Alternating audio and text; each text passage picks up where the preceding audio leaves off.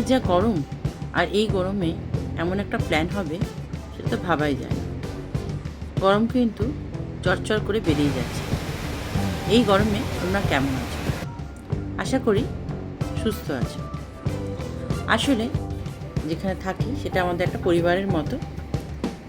আর সেই পরিবারে যেহেতু শীতে আমাদের পিকনিকটা হয়নি, তাই সেটা পেছোতে পেছোতে একেবারে গরমে এসেই পিকনিক হলো। তাই আমরা এই গরমেই সবাই পিকনিকে মেতে উঠলাম। গরমে একটু কষ্ট হচ্ছে ঠিকই, কিন্তু মজাও কিন্তু কম হয়নি। তোমরা কি এরকম গরমে কোনোদিন পিকনিক করেছো? করলে কিন্তু অবশ্যই জানি।